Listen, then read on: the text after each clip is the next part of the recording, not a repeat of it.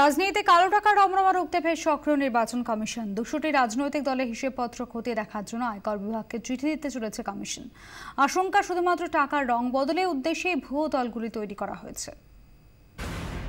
দেশ জুড়ে নোটবন্দি, রোজই চলছে অভিযান, উদ্ধার হচ্ছে কোটি কোটি টাকা, নজরে লক্ষ লক্ষ ব্যাংক অ্যাকাউন্ট, বাদ নেই গরিব আদমির জনধন অ্যাকাউন্টও।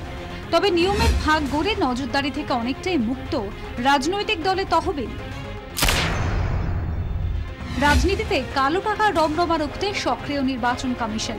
কয়েকদিন আগে রাজনৈতিক দলগুলোকে দেওয়া বেনামি চাঁদার অঙ্ক বুঝে দেওয়ার প্রস্তাব দেয় কমিশন। এবার কমিশনের নজরে দেশে প্রায় 200টি রাজনৈতিক দল।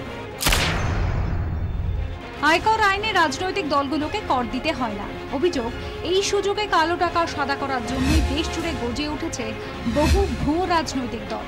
আর এবার তাদের হিসেবপত্র খতিয়ে দেখতে চায় নির্বাচন কমিশন। কমিশনের মতে 2005 সাল থেকে নির্বাচনে প্রতিদ্বন্দ্বিতা করেনি দেশে এমন 200টি রাজনৈতিক দল রয়েছে।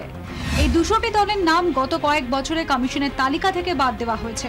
কমিশনের অনুমান, এই দলগুলোর অস্তিত্ব শুধুমাত্র কাগজে কলমেই।